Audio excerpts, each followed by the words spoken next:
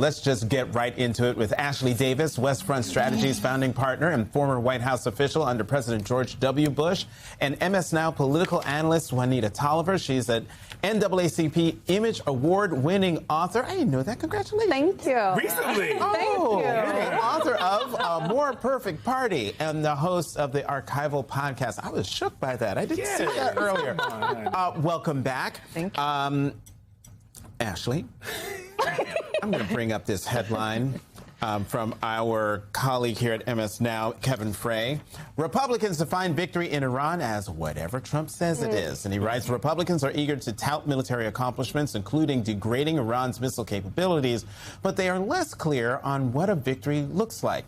Asked what defines a win, Senator Josh Hawley's deference to Trump was so strong that the Missouri Republican said he wouldn't be able to answer what victory in Iran looks like until Trump declares it. That's insane.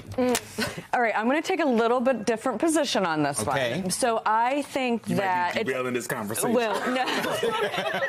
Look, I actually am taking his context a little bit differently, is what I should say. I think that it's positive that the 53 Republicans are not trying to be the commander-in-chief and declare victory. So that's how I would take it, that the president is commander-in-chief, has the intelligence, and has the ability. 20 years ago, I made a declaration to myself that I would never criticize a president, whether it's Obama, Biden, Obama on the red line in Syria, about intelligence that we know nothing about. And really, the leaders of our military and the leaders of our country are the ones that do. So I actually am looking at that as a positive. But when you look at I know you're looking at me like I'm... Because I'm like, intelligence, here's the thing. Intelligence is one thing. More powers is a completely different. And for multiple private classified briefings now, Congress still doesn't know the goals. And they're the ones who could come in at any point and assert their authority. What I hear when Josh Hawley makes that type of statement is, what a weak party, what a weak person who has effectively neutered a separate and co-equal branch of government. But when you're hearing different things from the administration, right? So like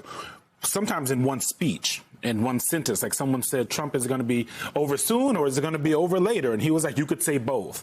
Like that is, I guess the signaling from the administration to everyone on earth is like there's confusion inside the White House. I'm not sure about that. I think one thing I do know for sure is that the drone attacks have been something that people were not expecting. I mean, I think that people did not realize... The Iranian drone attacks. The Iranian drone attacks that have been so effective.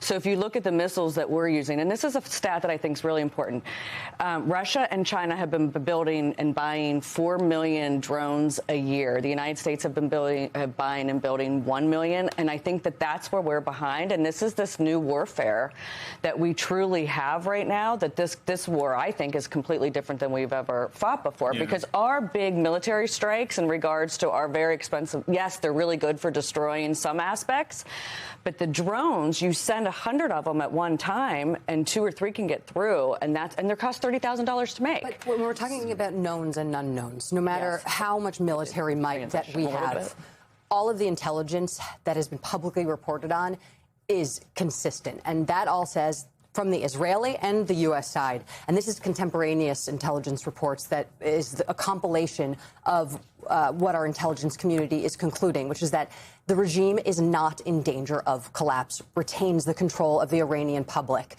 and that there is no certainty that a continuation of this war will lead to that collapse. So how can lawmakers, some of whom are in the Gang of Hate, and they're getting these briefings week after week now, how do you continue to defend this? Well, I also think is the end game making sure that they're, and going back to your, sometimes it's getting rid of the regime and sometimes it's getting rid of the ability to make a nuclear weapon. So is that where we declare victory, where the Ayatollah, the new Ayatollah, will still be in control, but they have absolutely no ability to make a nuclear weapon? However, I do think, and what we've seen since the last time we destroyed a lot of their ability, is they're able to rebuild it like this, and they're going to continue to get money from, China and Russia, most likely, to be able to rebuild it. So listen, this is why that for 47 years we weren't able to do anything about this. And so I can't sit here and tell you, because I don't have that ability and that intelligence to say how we define success. But I also think that there's something critical that you said was, where are the Iranian people? Because because I think they're still scared that 30,000 of them will be killed again in 2 days if they rise up. And so we're also bombing them, so they're probably well, that's true. They have to, yes. Yeah. Juanita, I want to switch topics and bring the conversation. I told you we were going to derail us. Home to the Texas Senate race and a commercial that happens to be running in Florida. This is from Punchbowl. Pro-Paxton Super PAC goes on air in Florida. Lone Star Liberty PAC, a group supporting Texas Attorney General Ken Paxton, is going on TV in West Palm Beach, Florida, in a clear play to get their message out to President Donald Trump. Juanita, how desperate? How desperate are these folks to get President Trump's endorsement? Help. That's what he's screaming right now. Yeah. Hey, I will do whatever it takes. I will say whatever it takes to get you on my side. Because there is this general popularity of Donald Trump in Texas. They know that would absolutely swing a primary election, a runoff, which neither candidate could get to 50% on just a few weeks ago. And so they're desperate. I think, though, when I look at someone like Ken Paxton, who has a very parallel profile to Donald Trump, impeached, investigated by the feds for fraud, there's so much overlap here. I did see that infidelity ad that Cornyn's team has put out, and so I'm wondering, is that going to appeal to Donald Trump, or is Donald Trump still going to dangle this carrot over Cornyn's head to try to get the SAVE Act through the Senate? Ashley, I'm going to give you a break. Democrats are kind of winning in places they have no business winning when we look at the ways in which elections have worked in the past. Is that something, because what I said last year when we first started seeing these special elections is like, can the energy continue? It seems like it has. And it feels like every single day there's an additional reason why Democrats should be more interested in races and Republicans maybe staying at home, if not voting for Democrats. Right. How does this sustain all the way to November? I mean, Trump and Republicans continue to do harm, and people feel that harm every day. Like, think back to healthcare subsidies. Yeah. Trump and Republicans ended that. Think to the impact of tariffs when prices were already high. Trump and Republicans influenced that directly. And this goes back to my argument about weak Republicans in Congress who do nothing to rein him in on this. They just watch and say, OK, that's the thing. And the latest headline is Trump doesn't give a bleep about housing affordability, right? Like, say that to the 55% of Americans who are struggling to keep a roof over their heads right now, who polling has shown they say, I can barely afford my housing right now. So I think the energy around this is going to continue to shrink Republican margins across the board because people are hurting. And that's across partisan lines, across age, across race, across geography. And yet Donald Trump is spending his time by attacking his Republican colleagues who are not towing the party line. Axios reported this week that President Trump has called GOP Congressman Thomas Massie disloyal and a nut job during a visit to Massie's district on Wednesday that marks a striking escalation in his long-running feud with the Kentucky Republican. He brought Massie's primary challenger, Ed Gallrain, up on stage to speak next to him, calling him a real hero.